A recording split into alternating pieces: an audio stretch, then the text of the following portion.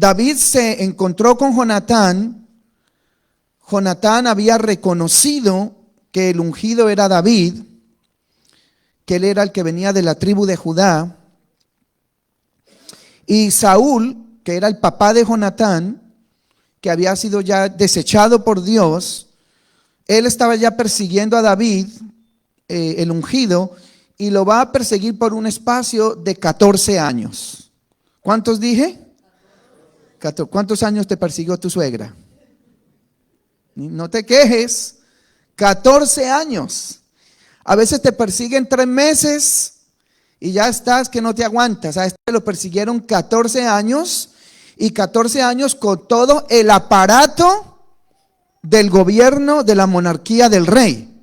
No el rey solito, sino todo el aparato del gobierno persiguiendo, todo el ejército, todos los fondos, toda la logística para destruirlo por 14 años. 3 veces le lanzó una lanza. Qué interesante, lanzó una lanza para matarlo. Varias veces lo envió a pelear contra los filisteos para que lo mataran en la batalla y tampoco lo mataban. Le dijo a Jonatán y a los siervos de Jonatán que mataran a David. Jonatán no le hizo caso, pero algunos siervos de Jonatán sí trataron de matar a David. Entonces usted comienza a ver algo que aquí luego usted habrá escuchado en algún momento, que se llama el espíritu de Saúl. Y el espíritu de Saúl, y no estamos hablando, ¿verdad?, de esa palabra espíritu, a veces en el sentido en el que la enseñan, pero esa influencia maligna, espiritual maligna, llamada espíritu de Saúl, que está buscando solamente hacer algo para él, no para Dios. Eso es parte del espíritu de Saúl. Está haciendo y promoviendo cosas ¿para quién? Para él, para sí mismo. No está buscando la adoración a Dios, sino todo lo quiere para él, porque él es el rey y si él pudiera, él quitaría a Dios de su trono y se pone él. Y lo otro que es parte del espíritu de Saúl es la desobediencia sistemática a Dios y la persecución de todos aquellos que están en procesos de crecimiento y que los va a perseguir a como dé lugar para que el propósito de Dios no se cumpla en la vida de esas personas. Todo eso es parte de ese gran espíritu llamado espíritu de Saúl. Entonces, una vez David se despidió de Jonatán, de su amigo, de su mejor amigo, él entró en una ciudad muy especial. Vayan ahora a 1 Samuel 21 del verso 1 en adelante. Ahí del 1 al 9 cuenta que David y sus guerreros estaban huyendo de Saúl y se refugiaron en la ciudad de Nob, donde estaba el sacerdote Ahimelech. Entonces David, que era el ungido, que iba con sus guerreros, con sus hombres de batalla, fue a donde el sacerdote, y el sacerdote le preguntó qué andaba haciendo por ahí. Y él, en medio de la persecución, en medio de que no tenían que comer y llevaban mucho tiempo sin comer y se estaban muriendo de hambre, entonces dijo una mentira. Wow, tremendo, ¿no? Hasta dónde fue llevado en medio de esa persecución y de esa angustia, que tiene que mentirle al sacerdote, al sumo sacerdote. Y le dice: no, es que yo vengo enviado de parte del rey Saúl con una encomienda especial que nadie puede saber. Todo eso era una mentira. Entonces le dice: yo estoy aquí con mis hombres, llevamos varios días que no comemos, yo quiero que tú me des pan, dame pan para comer con mis guerreros. Y entonces el rey le dice, bueno, el sacerdote le dice, bueno, yo no tengo pan que le llaman pan común, que es el que todos pueden comer, porque a mí lo que me queda es el pan de la santidad. Cuando hablamos del pan de la santidad, significa el pan que le pertenece a la santidad, quien es Dios.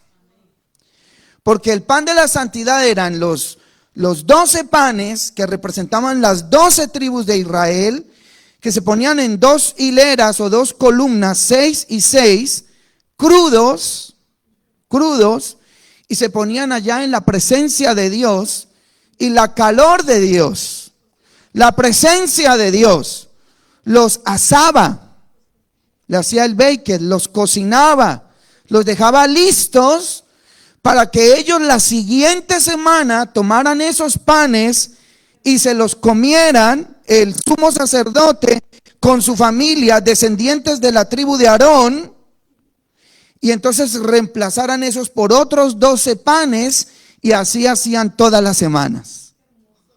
Panes de la santidad.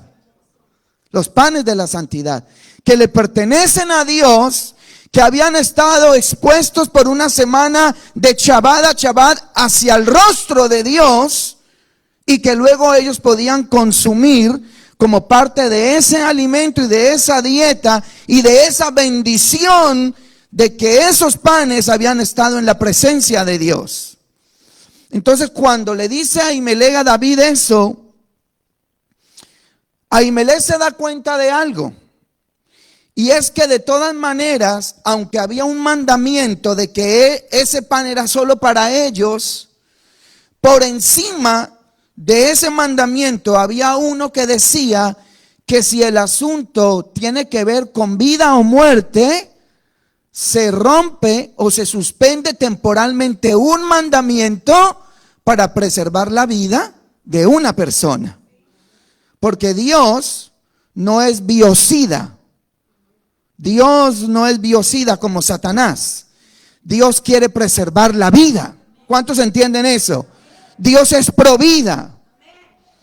Entonces, además de eso, de que él iba a preservar la vida de David y sus guerreros, también él sabía y había reconocido que ese que estaba ahí era el ungido de Dios. Así que iba a preservar la vida del ungido de Dios y de sus guerreros. Entonces, le va a dar ese pan. Pero ese pan está en plural. Los panín de Dios, de la santidad. Porque panín significa los rostros de Dios. Porque el texto lo que quiere decirnos es, en ese majestático, que rostros, Dios tiene muchos rostros, y cuando tú buscas a Dios, Él va a mostrarte el rostro que tú necesitas en ese momento ver de parte de Dios. Por eso es que cuando alguien estaba en oscuridad, podía decir Dios es luz. Por eso cuando alguien estaba tambaleando, podía decir Dios es mi roca fuerte. Por eso cuando alguien estaba huyendo, podía decir Dios es mi refugio y mi fortaleza, porque Dios va mostrándote diferentes rostros dependiendo de tu necesidad. Entonces vino y le dio los panes y ellos se los comieron. Y luego ya cuando ellos se iban a ir, el sacerdote vio que él no tenía una espada, que no estaba bien armado. Y entonces le dijo, bueno, ¿y para pelear qué? Le dijo, pues yo quiero una buena espada. Y dijo, aquí yo tengo la mejor de todas. A David por su mente ni le pasaba. Él no sabía cómo había llegado la espada de Goliat allá.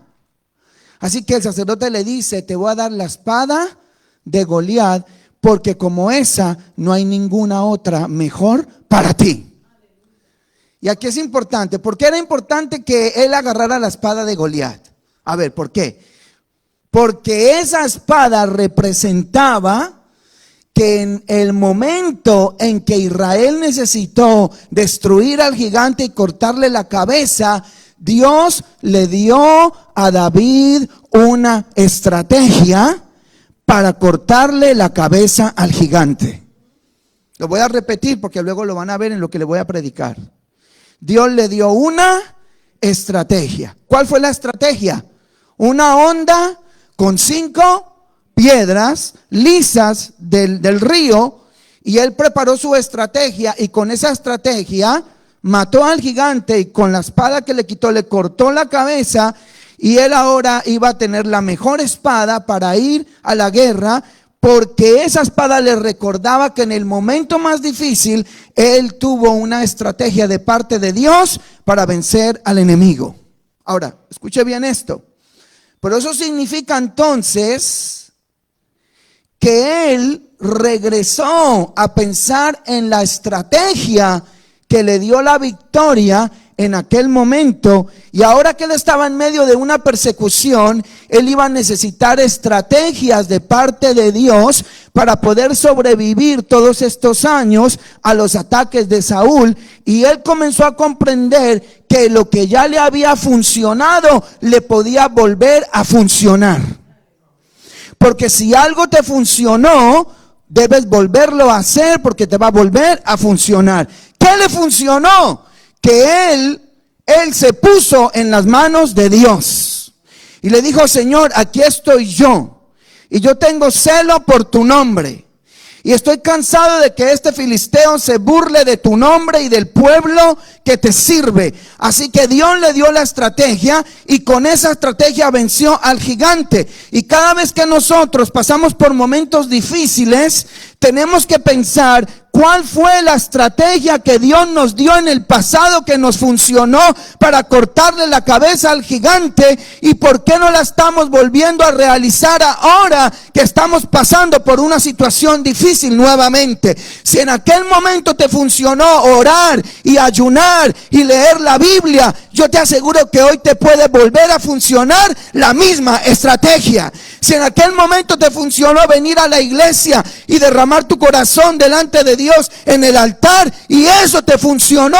porque Dios te dio ahí una estrategia y te levantó en victoria, tienes que volverlo a hacer, porque si te funcionó, hoy te puede volver a funcionar.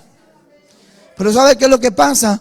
Que dejamos de hacer las cosas buenas, y entonces se nos olvida lo bueno y comenzamos a luchar en nuestras propias fuerzas, en nuestra propia lógica.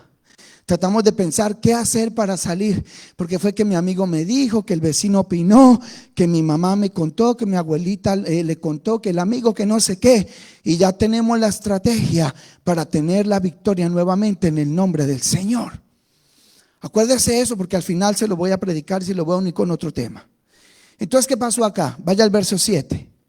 Después de todo esto, todo lo que estaba pasando ahí con David y Ahimelech, y el pan de la santidad y la espada de Goliat, Doeg el edomita, que era la mano derecha de Saúl para hacer las cosas más malas, estaba escuchando todo, estaba escondido, como en las telenovelas. ¿Se han visto en las telenovelas? Que se meten detrás así como de una cortina, y eso es verdad. Aquí en la Biblia aparece. Él estaba escondido, vio todo lo que estaba pasando y hasta escuchó la conversación. Y entonces él vino y fue y lo murmuró y se lo chismorreó a Saúl. By the way, qué malo es el chisme. Porque con lo que hizo Saúl, con lo que hizo Doeg, contándole a Saúl, provocó algo terrible en la historia de Israel. ¿Cuántas veces nosotros a veces vamos y contamos cosas que no tenemos que contar, murmuramos? A veces decimos: no, es que yo estoy preocupado por tal persona, pero esa preocupación a veces no es verdad, es que nos gusta el chisme, nos gusta. Y a veces por el chisme y la murmuración agrandamos las cosas y destruimos vidas. Hay mucho daño colateral. Entonces él vino y se lo contó a su manera. Y como Saúl estaba loco de verdad y escuchó esto a la manera de Doeg, el tipo se enloqueció. Y entonces, ¿sabe qué hizo? Entonces vino y dio una orden para que fueran a matar a todos los sacerdotes de la ciudad de Nob. Y dice que mataron 85 sacerdotes, que ese día todos vestían efod de lino fino. Acabaron con 85 familias. destruyó la adoración de Israel ese día. Acabó con la alabanza de Israel. Acabó con el servicio a Dios. Ese día Israel se quedó sin adoración, se quedó sin sacerdotes. Y ahí entonces es que David escribe el Salmo 11. Y en el Salmo 11 David dice: si fueren destruidos los fundamentos, ¿qué ha de hacer el justo? Cuando todo se cae, cuando todo se derrumba, cuando destruyen la adoración, cuando acaban con los sacerdotes, cuando acaban con todo lo que representa a Dios en la tierra y están todas las cosas destruidas y ya no hay fundamentos, ¿qué ha de hacer el justo?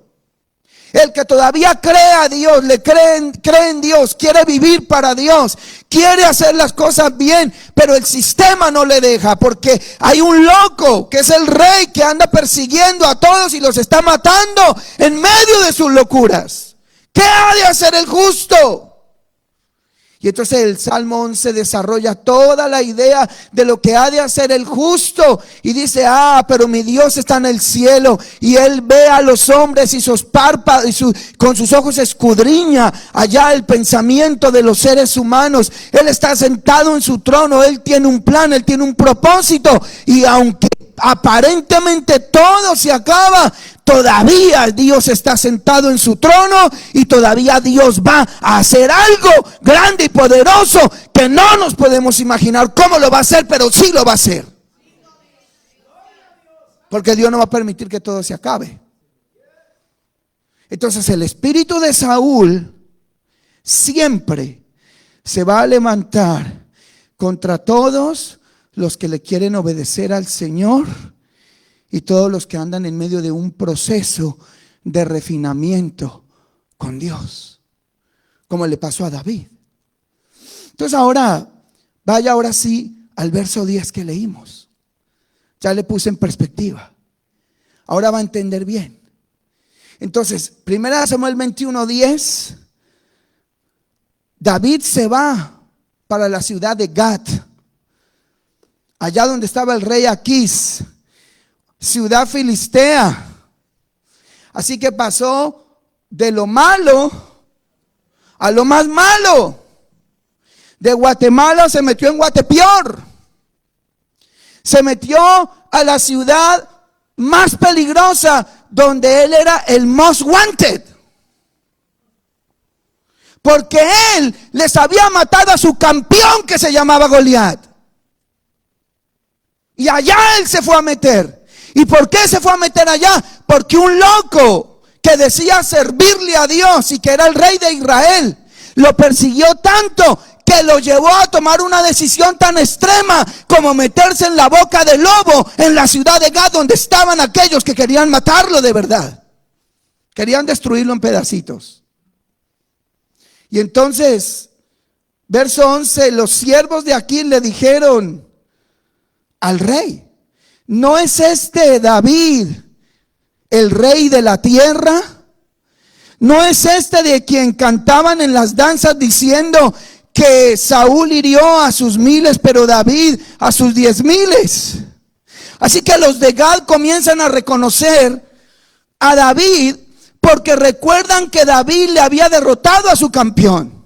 Entonces David estaba en un territorio enemigo, en medio de un proceso, y comienza a escuchar el cántico que había sido un cántico de victoria en otro tiempo, pero que ahora se lo estaban recitando como un cántico de burla. Y no hay cosa que más duela cuando algo te lo dicen cantando. Que te lo digan está bien, pero que te lo digan cantando te da más coraje. Que te lo digan cantando y burlándose de ti te da más coraje. Entonces ellos se lo estaban diciendo, se estaban burlando. ¿No es este David el rey de Israel? Burlándose. Entonces en el verso 12, mire lo que pasó. David puso en su corazón las palabras de burla David tuvo temor de la ciudad y del rey Aquís. David comenzó a guardar en su corazón y a permitir que el temor lo sobrecogiera y lo paralizara. Aquel que una vez no tuvo miedo para ir a matar a un gigante, que era el campeón de ellos. Estaba en la ciudad de ellos, pero ahora se llenó de temor. Muchos años después de haberle matado a su campeón. Estaba lleno de miedo. Permitió que la burla, que el cántico de victoria, que ahora era un cántico de burla, permitió que las palabras de ellos, todo eso se albergara en su mente, en su corazón, y le produjera temor y lo paralizara. Y estando ahí en esa condición, entonces uno leyendo el texto, uno no se explica el cambio repentino que hay entre los versos 12 y 13. Lean conmigo ahí, vayan y márquenlo. Uno no se explica qué pasó cuando finaliza el verso 12 y el verso 13. ¿Por qué un cambio tan repentino en un segundo? Pero es que el Salmo 34 tiene la respuesta. Vaya conmigo al Salmo 34. Y entonces el Salmo 34 me dice algo poderoso. Miren el título del Salmo. Dice, ¿cuál es el título del Salmo? A ver, búsquelo. Rápido, todos ahí me van a participar. ¿Qué dice el título? No, ese no es el título. Eso es algo que le añadieron después de muchos siglos. Salmo de David, cuando cambió su semblante delante de Abimelech y él lo echó y se fue. Ahí está. Salmo 34.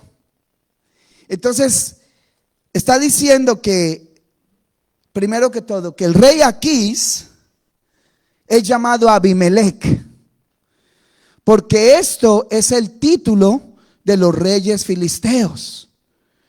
Abimelech primero, Abimelech segundo, Abimelech tercero.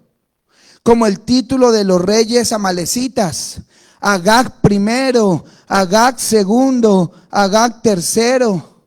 Como el título de los faraones egipcios, Ramsés primero, Ramsés segundo, Ramsés tercero. Como el título de los de Babilonia, Nabucodonosor primero, Nabucodonosor segundo. Eso no era el nombre de él, era el título de él, el hijo del dios Nebo. Así que aquí está diciendo que el rey Aquís es llamado Abimelech, el título de él. Y está diciendo que el Salmo 34 dice que aquí David cambió su conducta, cambió su semblante al fingir que estaba loco delante del rey Abimelech, del rey Aquís, y él lo echó y él se fue. Entonces, la situación de David era que estaba lleno de temor. Ahora yo voy a hacer una pregunta. ¿Cuántos aquí en algún momento de su vida han tenido temor? Temor. En algún momento de su vida tuvieron temor. Todos, ¿verdad? Todos hemos experimentado algún tipo de temor. Entonces este es un salmo del testimonio de la liberación de David. Quiero que vaya al verso 4. Entonces David comienza a decir en el salmo, en el testimonio de su liberación, estando allá en medio de Gad, rodeado de esos filisteos. Dice, yo busqué a Hachén y él me oyó y me libró de todos mis temores, porque estaba lleno de temor. Porque cuando los ungidos de Dios como David están siendo perseguidos por un Saúl, cuando están siendo vigilados por los filisteos, cuando sienten gran temor, Yo vengo a decirle que Dios le da a sus hijos una nueva estrategia que viene por revelación del cielo para que derrote al adversario y salga con vida. ¿Cuántos creen esa verdad de la Biblia? Dios lo hace.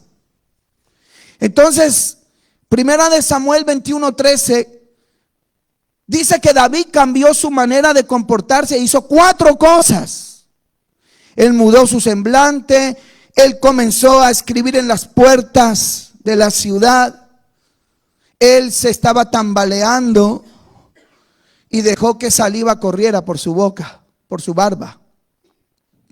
Ahora la pregunta es, ¿cómo todo, del verso 12 al verso 13, cómo todo cambió en un segundo? Siga leyendo conmigo el Salmo 34. Mire lo que dice el verso 6. Este pobre clamó y le oyó Jachén y lo libró de todas sus angustias, es decir, de lugares y momentos apretados que estaba viviendo. Angustia significa lugar angosto. Allá lo dejó Saúl, en un lugar angosto, lleno de angustia, lleno de temor. No podía ni moverse, quedó paralizado. Él clamó. Y dice que Jachén le oyó y lo libró de su angustia y su temor. Dice el verso 7, y el ángel de Jachén acampa alrededor de los que le temen y los defienden. Así que este pobre que estaba lleno de temor, que en ese momento lo único que pudo hacer fue mirar al cielo arriba y clamar a Dios, ahí en ese momento dice el Salmo, en ese segundo que no sabemos qué pasó, el Salmo dice que Dios le envió a un ángel para protegerlo. Esa es la respuesta. Por eso cambió todo en un segundo, porque humanamente no se podría entender de otra manera.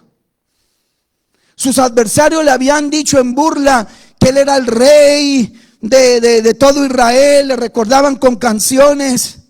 Estaba amenazado por todos los lados. Estaba en medio de territorio enemigo. Pero en ese momento David se conectó con los cielos.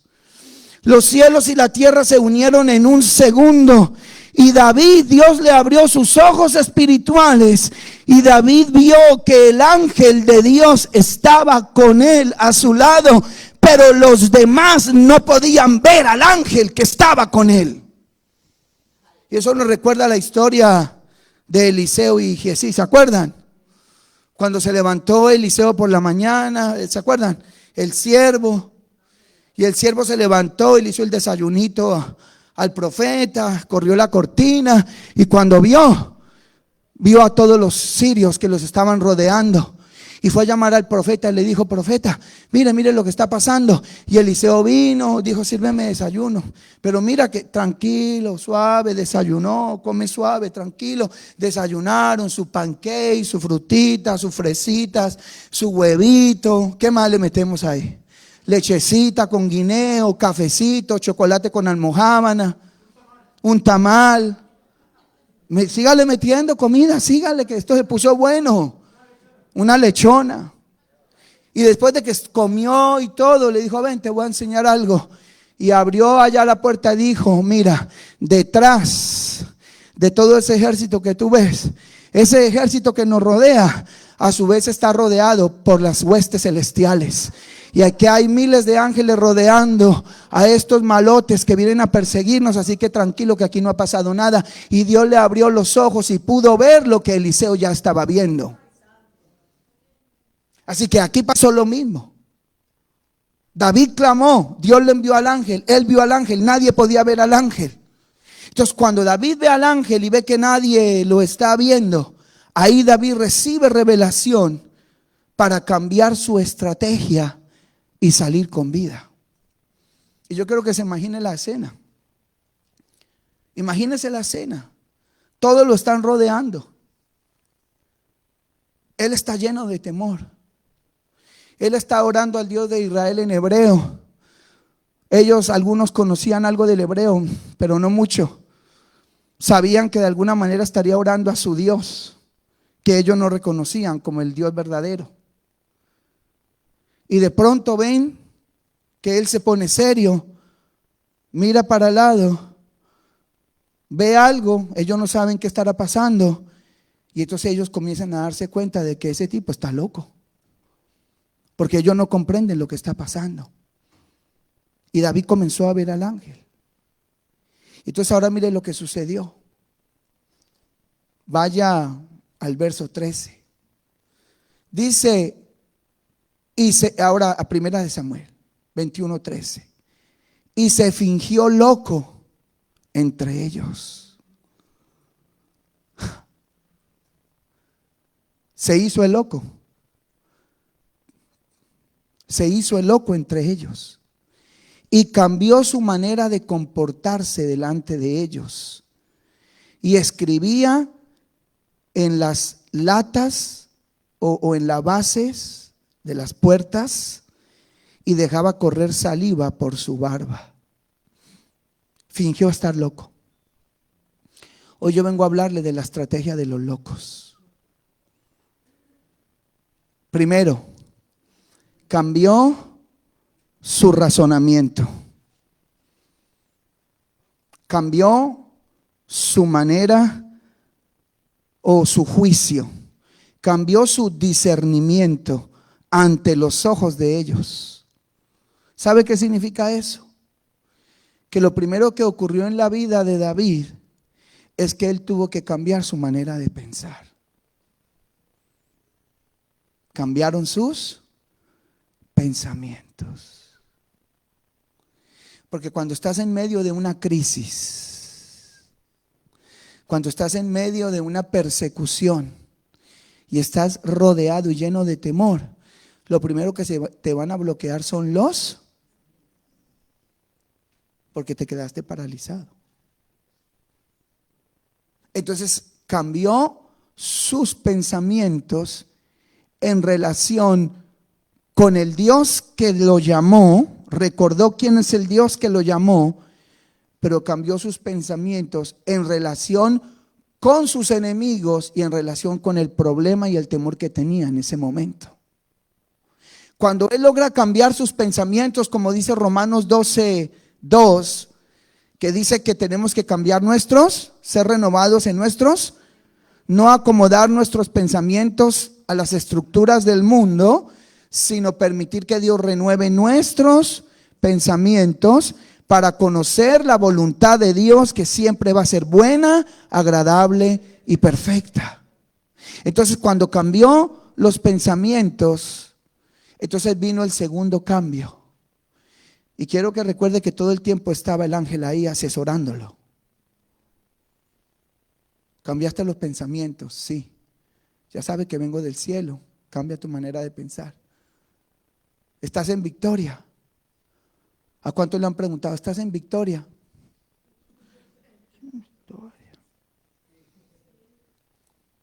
Estoy en victoria, hermano. Ahí vamos. No se puede así. Lo segundo que él hizo fue que cambió su rostro. De preocupación extrema. Quizás se le notaban las venas, se le brotaban por su cuerpo, aquí, en la frente, rojo. Los ojos se le estaban saliendo de tanta preocupación. El ángel le dijo: cambia tu rostro y comienza a sonreír.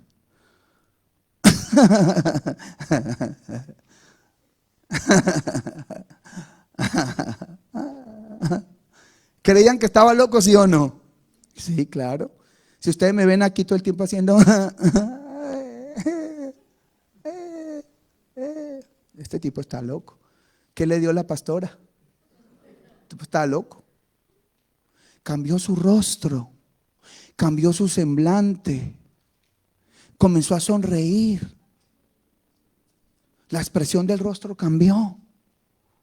Comenzó a mostrar una felicidad en medio de una crisis extrema, de una angustia que no se podía resistir. Y después de que cambió sus pensamientos y su rostro, entonces cambió su actitud. Comenzó a cambiar la actitud. Entonces ya no estaba así, asustado, sino estaba relajado.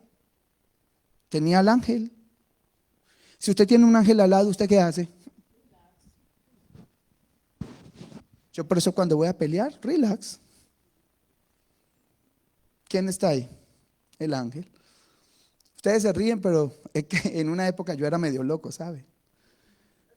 Y entonces me hacían algunas cosas bien feas mis vecinos y eran morenos de esos de 2 metros, fuertes, grandes. Y yo iba y me le metía y le golpeaba en la casa y lo enfrentaba. Y la gente decía, este tipo lo van a matar. Y yo llegaba y yo decía, yo voy con el ángel de Jehová, voy a reclamar mis derechos. Y los miraba así para arriba y ellos así. Pero una cosa impresionante, o sea, con una sola mano me hacen así y me matan. Y yo, y masticando el inglés. Y le hablaban el nombre del Señor. Y ellos decían, I'm sorry, yes. Pedían perdón. Y se retractaban de lo que estaban haciendo. Tú estás con el ángel. ¿Por qué tienes miedo? El ángel acampa alrededor de sus hijos y los defiende. ¿Por qué tienes miedo? Dios está contigo como poderoso gigante. Por tanto, los que te persiguen tropezarán y no prevalecerán. Vendrá sobre ellos perpetua confusión que jamás será olvidada, dice Jeremías. Así que tranquilo, estás con el ángel del Señor. Entonces él comenzó a relajarse. Relax. Y entonces vino lo segundo. Fingió que estaba loco con sus manos. Dice el texto. Estaba loco con sus manos. ¿Y sabe qué hizo? Agarró una piedra, un pedazo de piedra ahí, y comenzó a mover las manos. Y vio la puerta y fue y la marcó, la puerta de la ciudad, la que daba entrada a la ciudad, y comenzó a marcarla.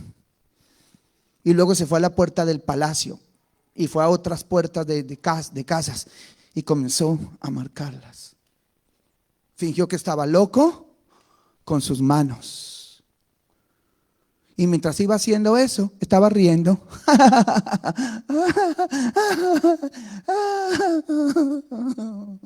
Y se reía y marcaba puertas. Y se reía y marcaba puertas. ¿Y sabe qué estaba haciendo? Le estaba escribiendo la letra Taf en hebreo. La última letra del alefato hebreo. Porque la última letra del alefato, la Taf, significa una marca o una señal. Así que él comenzó a marcar las puertas de la ciudad, del palacio, a poner señales, riendo, sonriendo, alabando, y comenzó a declarar proféticamente la palabra de Dios y a decir, esto va a ser mío, esto va a ser mío. Porque Dios me prometió un territorio y esto va a ser parte de ese territorio. Esto va a ser mío en su tiempo. Esto va a ser mío en su tiempo. Y comenzó a marcar todas las puertas, diciendo, esto Dios me lo dio y algún día vamos a venir por ello. Pero los que estaban viéndolo pensaban que estaba loco, que estaba perdido de la cabeza, que estaba deschavetado. Pero él estaba comenzando a marcar y a proferir palabras de Dios. Porque comenzó a declarar proféticamente lo que Dios le iba a dar a largo plazo en el llamamiento que Dios le hizo a él. ¿Y qué es un acto profético? Un acto profético es una palabra de Dios, una oración, una alabanza, un simbolismo, con la confianza en Dios, con el poder de Dios, con la autoridad espiritual. Él lo que estaba haciendo era, le estaba dando la última sentencia a su enemigo y a su adversario Satanás. Le estaba diciendo, esta es la última sentencia, la última palabra que yo te doy. Aquí tienes mi última palabra al respecto sobre esta persecución. Y Dios dice que esto va a ser también de nosotros. ¿Ha escuchado esa expresión? En Colombia la decimos. Esta es mi última palabra sobre eso. Ya no hablo más. aquí muere esto, le dijo a Satanás. Aquí muere esto hoy. Aquí yo voy a marcar y esto también va a ser mío y del pueblo de Dios. Los que lo estaban viendo no sabían qué estaba haciendo. Pero lo que él estaba haciendo, ¿sabe cómo se llama? Un culto cristiano. Voy a repetírselo porque no me entendieron. Lo que estaba haciendo David era un culto a Dios. Pero visto desde el punto de vista de los filisteos, era un loco haciendo locuras.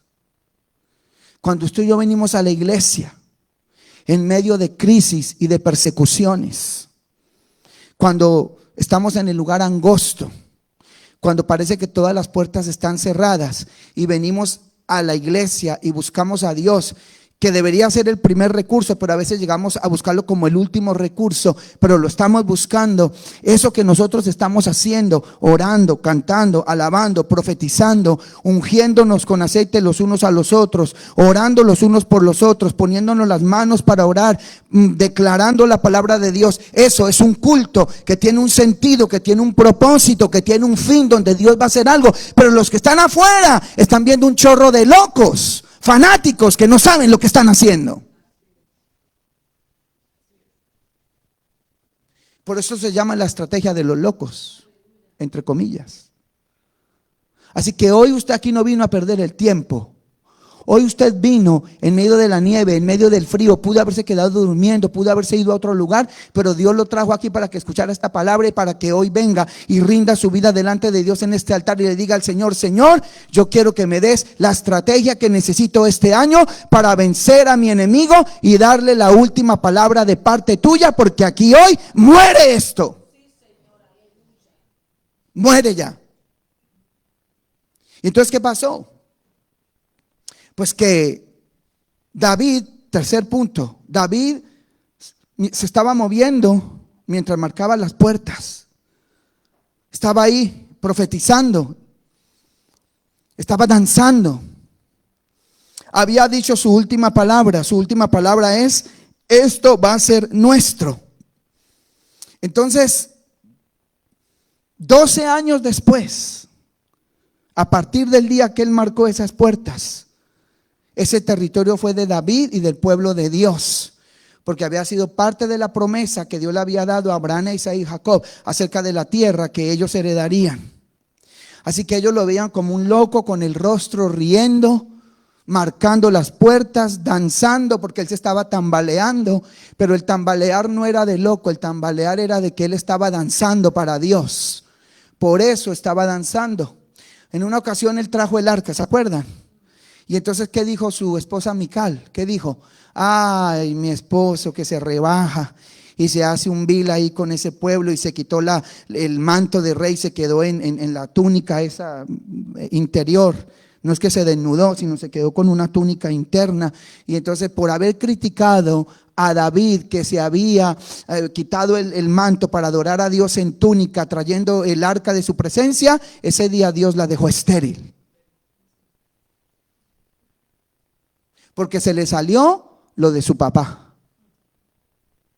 Mostró un rasgo de su papá, de Saúl, que criticaba la presencia de Dios. Así que yo vengo a decirte que no te cohibas de adorar a Dios como Dios te dé en ese momento. Si Dios te dice tírate, te tiras. Si Dios te dice párate de cabeza, te vas a parar de cabeza. Si Dios te dice ven a dormir aquí acostadito una noche completa y pasar tiempo conmigo, lo vas a hacer. No te vas a cohibir, porque Dios te va a dar las estrategias necesarias y en medio de ello Él se va a glorificar. ¿Qué importa que te critiquen? ¿Qué importa que te critiquen? ¿Qué es lo que pasa? Que te critiquen, no va a pasar nada. Lo importante es que Dios sabe lo que estás haciendo y tú estás bien con Dios y no con el hombre. Olvídese del hombre. El hombre siempre va a criticar. Siempre va a criticar. Siempre va a criticar. Entonces, punto 4, ya estoy cerrando. Dice que David dejaba correr saliva por su barba, descendía por su cuerpo. Este fue el rasgo final que lo hacía ver como un verdadero loco delante de los filisteos. Pero yo quiero ir hoy un poco más allá para que usted entienda algo. Y aquí vamos a entrar en algo muy bonito. ¿Cuántos saben que Jesucristo usó la saliva para sanar? Lo sabían, ¿verdad? ¿Por qué? ¿Por qué llegó a usar la saliva? ¿Sabe que es un misterio? Realmente, pues dicen algunos que los taumaturgos, los que hacían milagros, utilizaban la saliva y le meten ahí unos procesos todos raros, pero eso realmente no es bíblico. Lo más sencillo es esto: se usa en casos extremos, cuando tú no tenías aceite, ¿ok? No tienes aceite, podías usar, porque ¿qué era el aceite? Símbolo de la unción y de la autoridad. Entonces, en casos extremos, si no tenías el aceite, entonces, y querías tener un simbolismo como parte de aquello que se estaba haciendo, porque el simbolismo es muy importante, entonces usabas la saliva. Y el Señor Jesucristo lo hizo. Entonces ahora vaya al Salmo 133. Porque ahora viene una parte muy importante donde voy a amarrar todo. Mire lo que dice el Salmo 133. Usted se lo sabe de memoria. Mirad cuán bueno, cuán delicioso es habitar los hermanos juntos en armonía.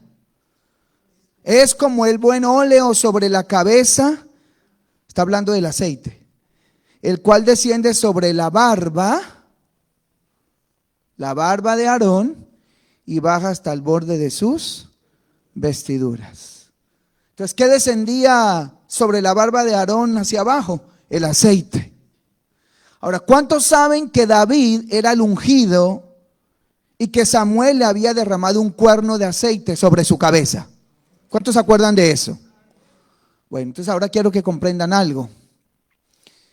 El pasaje describe que David pasó de ser un condenado a muerte y de alguien que estaba lleno de temor a un hombre que realizó algo que no tenía sentido humanamente hablando. Algo que no tenía sentido o explicación humana terrenal. Es más, algo que ni siquiera los propios hebreos de su propia tribu, si hubieran estado ahí, hubieran podido entender lo que él estaba haciendo.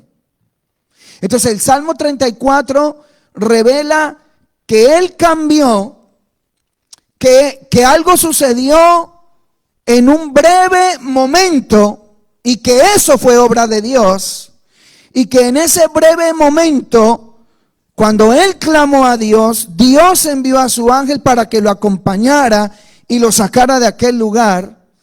Entonces, a partir de ese momento se abre un paréntesis y todo lo que hizo David, la estrategia de un loco, todo lo que él hizo en ese paréntesis, lo que haya tomado 3 minutos, 5 minutos, 8 minutos, 10 minutos, lo que haya sido ahí, en ese paréntesis, David lo realizó porque Dios, enviando a su ángel, le proveyó una estrategia que vino de los cielos para que él la hiciera. Es decir, que aunque todos estaban viendo que eso era una locura, todo lo que él estaba haciendo delante de Dios tenía sentido y era profético e iba a tener un cumplimiento a largo plazo en la vida de él y del pueblo de Israel. Y ahí quiero llegar para que entienda algo. Esa es la estrategia de los locos. Cuando haces algo que va más allá de tu conocimiento, que va más allá de tus fuerzas, de tus finanzas, de tu carisma, de tus habilidades, cuando la gente misma va a decir: es que eso no se te puede haber ocurrido a ti, es que eso no pudo haber venido de ti, porque de ti no pudo haber salido una estrategia tal que hubiera logrado esos efectos en medio de esa crisis, de esa persecución, de ese momento de angostura, de angustia, en donde prácticamente creías que ibas a morir. Y la gente comienza y ve y reconoce que lo que hiciste no fue que tú te lo inventaste, sino que Dios vino y te dio la estrategia. Dios envió a su ángel. Dios te envió un sueño, Dios te mandó una visión, Dios hizo algo, vino un profeta y te dijo algo muy específico que no te conoce y te lo dijo, y así como te lo dijo, tú lo desarrollaste y así fue, y es una estrategia de Dios. Porque para los filisteos, David era un loco, pero para Dios era su ungido. Ellos lo veían salivando, botando saliva, pero en la realidad espiritual, él estaba haciendo otra cosa. Ahí quiero llegar. Y voy a concluir ya esto. ¿Cuál es la estrategia de los locos? ¿Qué fue lo que le pasó a él? Cambió su manera de pensar respecto del Dios que lo llamó, respecto de los enemigos que tenía alrededor y respecto de la crisis que estaba pasando. Cambió su rostro, cambió su actitud, comenzó a danzar, fue y marcó las puertas profetizando que todo eso sería de él y del pueblo de Dios. En medio de un culto que él hizo a Dios, ahí era un culto, cosas que nadie entendía. Y número 4, dejó correr saliva. ¿Pero qué era la saliva? La representación del aceite. Él no tenía aceite, pero ya le habían echado aceite mucho tiempo atrás. Y como todo en ese paréntesis tiene una lógica para Dios, para los filisteos era un loco botando saliva, pero para Dios y para David era la confirmación de que él era el ungido de Dios. No tenía aceite, pero dejó correr saliva. Entonces cuando él hizo eso, mire lo que pasó. Entonces en el verso 14, el rey Aquís le dijo a sus siervos: he aquí veis que este hombre es un demente. ¿Por qué me lo han traído a mí? ¿Acaso me faltan locos para que hayáis traído a este que hiciese de loco delante de mí? ¿Había de entrar este en mi casa? Mira el guille que se dio. Había de entrar este loco en mi casa. 12 años después, David, el loco, vino a tomar posesión de todo eso que había peleado en el espíritu, haciendo el culto que le hizo a Dios, marcando las puertas, y sí entró a la casa de Aquís para tomar posesión del lugar. Así que sí entró a su casa.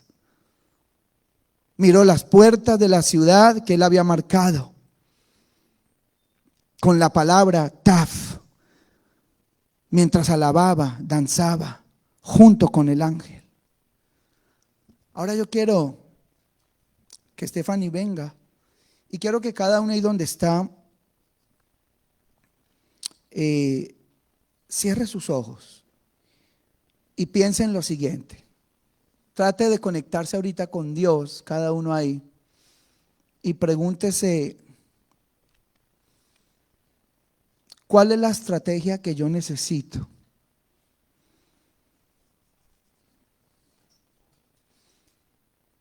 para salir de la crisis en la que estoy? ¿Cuál es la estrategia que yo necesito para ser librado de este momento de angustia? ¿Cuál es la estrategia que debería venir de los cielos para lograr las metas en este año 2026? Metas que converjan, que se intersecten con la voluntad de Dios. Porque recuerda, si sigo mi propia lógica, la estrategia va a fallar.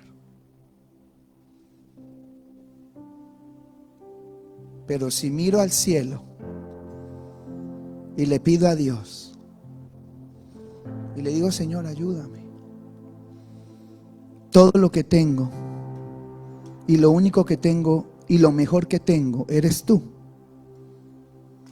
Entonces, ayúdame, Señor.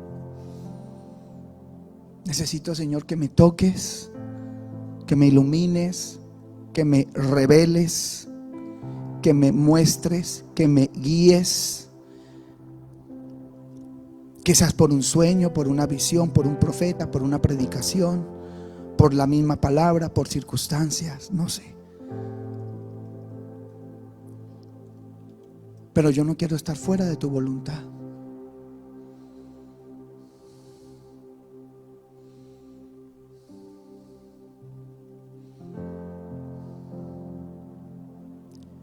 Pregúntale al Señor.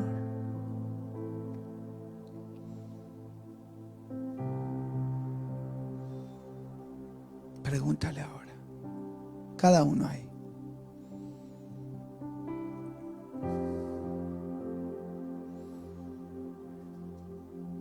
Pregúntale al Señor.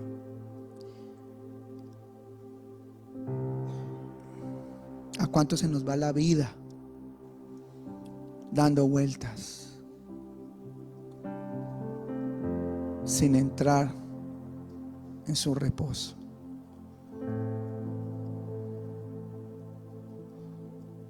¿Cuántos no están cansados de más de lo mismo? ¿Cuántos no quieren realmente algo nuevo de Dios? Salir de las rutinas espirituales, salir de las rutinas de cosas que ya están produciendo pesos y cargas. Entonces a veces Dios permite eso, llevarte a ese lugar de angustia, de temor, inclusive en territorio del enemigo, para que en un acto desesperado alces tus ojos al cielo y puedas gritar a Dios, gritarle a Dios, es decir, pedirle a Dios, pero ya no desde la garganta, desde tu diafragma, desde tu estómago, desde las entrañas. Señor, sálvame. Señor, ayúdame. Señor, ven a rescatarme. Señor, haz algo. Señor, produce una estrategia. Señor, produce algo nuevo. No quiero, Señor, andar dando vueltas.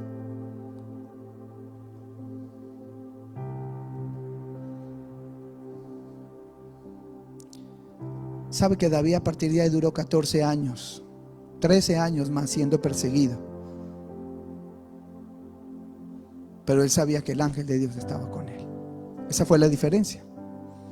No es lo mismo cuando te persiguen y no sabes qué hacer, quién está contigo, a que te persigan sabiendo que eso va a tener una fecha de caducidad y de que no te van a poder hacer nada porque el ángel está contigo, porque va a estar rodeándote. Hay una gran diferencia cuando tienes todo en contra.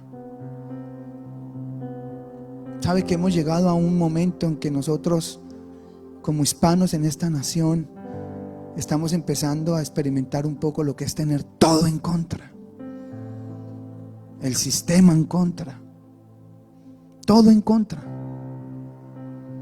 Dios nos está llevando a ese lugar de angostura, porque a veces parece ser que es la única manera en que aprendemos y obedecemos a Dios.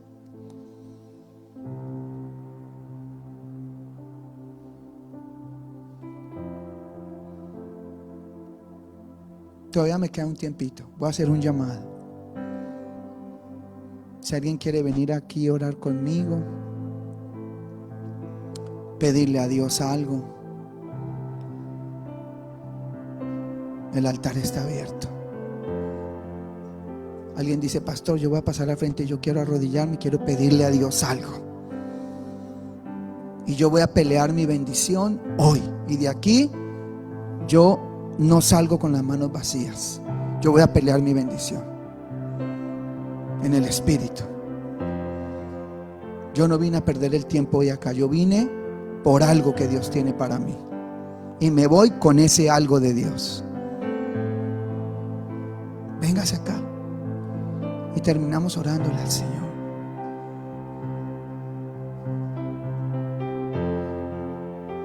Sabe que los tiempos más hermosos de mi vida, de mi formación, yo los pasé en un altar como este, llorando, permitiendo que otros oraran por mí, que me consolaran.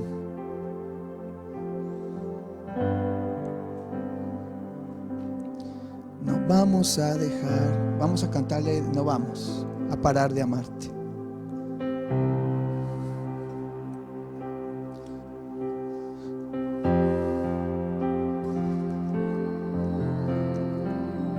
Ahí donde está, arrodíllese y ore. Y si usted, alguien no va a pasar, ahí donde está, siga orando. Y si usted puede orar por los que están acá, ore por ellos. Pueden tener alguna lucha intensa, deben estar pasando por alguna situación, no sabemos. Y sabe que yo he aprendido algo. A veces no es que estamos mal y que necesitamos salir de una crisis. Pasamos al altar es porque queremos más de Dios. No siempre se pasa al altar para decir: Señor, resuélveme el problema. No, a veces se pasa al altar porque tú quieres decirle: Señor, quiero más de ti. Hoy quiero más de ti, un poquito más de ti, algo nuevo.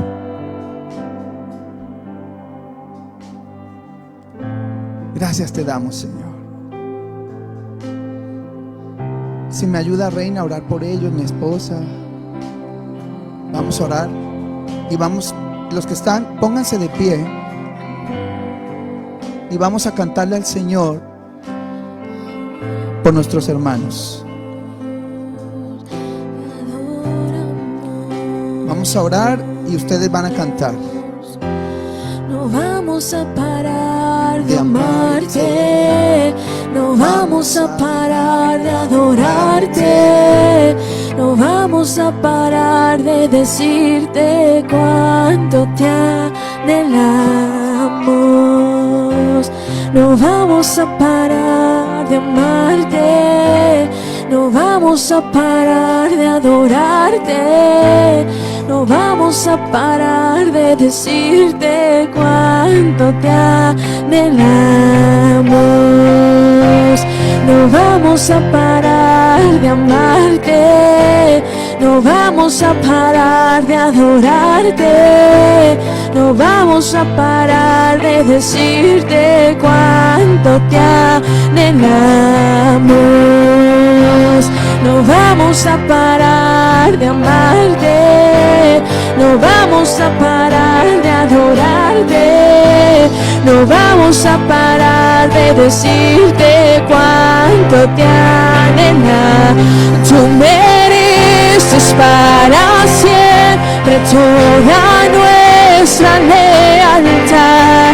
Eres digno, eres digno, y tú mereces para siempre toda nuestra lealtad. Eres digno, eres digno, y tú mereces para siempre toda nuestra lealtad. Tú eres digno, tú eres digno, tú eres digno, tú eres digno, tú eres digno. No hay nadie como tú, no hay nadie como tú.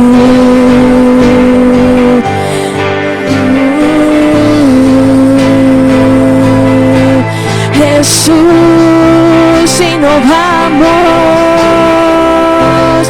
vamos a parar de amarte, no No vamos a parar de adorarte, no vamos a parar de decirte cuánto te anhelamos. No vamos a parar de amarte, no vamos a parar de adorarte, no vamos a parar de decirte cuánto te anhelamos. Y no puedo parar, y no puedo parar, y no puedo parar, y no puedo parar, y no puedo parar, y no puedo parar de amarte, Jesús. Y no voy a parar, y no voy a parar, y no voy a parar, yo no voy a parar, yo no voy a parar, yo no voy a parar de amarte, Jesús. Yo no voy a parar, yo no voy a parar, yo no voy a parar, yo no voy a parar, yo no voy a parar, yo no voy a parar de amarte. Y no puedo parar, y no puedo parar, y no puedo parar, y no puedo parar, y no puedo parar, y no puedo parar de amarte. Toda la gloria es suya, Jesús. Toda la gloria es suya, mi adoración es suya. Pase lo que pase, venga lo que venga, aunque me persigan, yo te adoraré.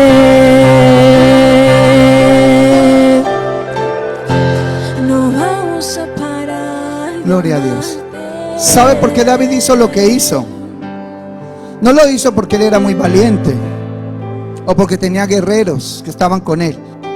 Todo lo que él hizo, lo hizo porque el ángel de Dios estaba con él. Por eso pudo cambiar su semblante, su actitud, su rostro. Por eso danzó, por eso marcó puertas, por eso profetizó y por eso dejó que corriera saliva, aceite por su rostro. Porque el ángel estaba con él. Porque esto no tiene que ver con metodologías humanas. Tiene que ver con humillarse delante de Dios y reconocer a Dios en todos sus caminos. Y decirle, ¿sabe qué, Dios? Con mi propia lógica yo no voy a llegar a ningún lado.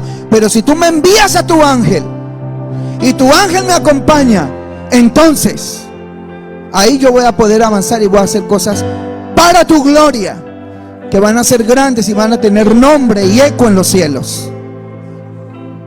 Tú necesitas una experiencia profunda con Dios, que no se va a dar solamente porque escuchaste una palabra o respondiste viniendo al altar. No, no, es más que eso. Tú necesitas tener una experiencia profunda, encontrarte con Dios, probablemente allí, cuando estés dando vueltas en medio del lodo y que no te puedan ni parar ahí, en una pelea a cuerpo con Satanás, y llames a Dios con todo tu corazón. Dios va a venir en tu ayuda y te va a enviar el ángel, te va a enviar la respuesta, te va a enviar el poder necesario, la autoridad espiritual, el conocimiento, el discernimiento, lo que necesites, lo que necesites, lo que necesites. Pero todo depende de si Dios está con nosotros, si Dios camina con nosotros. Síguele pidiendo a Dios la estrategia. No pares. Dile, Señor, dame la estrategia. El mundo no la va a entender. Es más, probablemente mi familia no la va a entender. Es más, probablemente mi pareja no la va a entender. Pero yo la voy a hacer. Si estoy totalmente seguro y convencido que esto es de Dios, yo lo voy a hacer. Porque Dios y yo somos mayoría. Porque a veces se van a oponer dentro de tu casa. No, tú hazlo si estás seguro que es Dios. No es una emoción. Si tú sabes que fue Dios, Realiza aquello para lo cual Dios te ha dicho que debes hacer, para lo cual te ha capacitado. Realízalo. En el nombre del Señor, realízalo. No tengas temor. Al final Dios va a demostrar que Él se reveló, que Él te acompañó y que la verdad estaba de tu lado. No es decir yo tengo la razón. En la Biblia se dice la verdad está conmigo. La verdad está de mi lado. La verdad es Dios. Dios está conmigo. Dios está de mi lado. Dios me está acompañando y lo demuestras. Gracias, Señor. Una oración final antes de despedirnos de Facebook. Padre, te doy gracias. Bendice a tu pueblo. Nos vamos a despedir de los oyentes. Estamos aquí un ratito más. Señor, gracias, gracias. Aplica, Espíritu Santo, tu palabra. Aplícala en cada corazón, en cada mente. Aplícala. Aplícala, Señor, aplícala. Con ungüento fresco, Señor. Sana corazones. Sana corazones. Despierta mentes que estaban cautivas al conocimiento de Dios. Padre, sacúdenos. Sacúdenos, Señor, de toda roña, de toda pesadez, de todo estancamiento, de toda parálisis. Estamos empezando hasta ahora el año, Señor. Largo camino nos resta. Esto acaba de empezar, Señor. No podemos cansarnos ya. Esto apenas ha comenzado. Necesitamos tu estrategia, Señor. Una estrategia para el matrimonio, una estrategia para cada familia, una estrategia para trabajar con los hijos difíciles, una estrategia para desarrollar el ministerio. Danos estrategias que vengan del cielo, Señor. No queremos hacer copy-paste. I don't like the copy-paste. Yo no creo en eso de traer jarabes y potes mágicos que funcionaron en otro lugar. Lo que funcionó en Argentina, en Colombia, en Puerto Rico, en Chicago, no necesariamente va a funcionar en Milwaukee. Lo que Dios tiene para Milwaukee es nuevo, es diferente, es único. No va a ser reciclado de otros lugares. Amén. Pero para eso tenemos que seguir pagando el precio. Y necesitamos que Dios nos siga dando estrategias. Gloria al Señor. Nos despedimos de Facebook. Dios los bendiga. Regáleme 2-3 minutitos más y nos vamos, iglesia.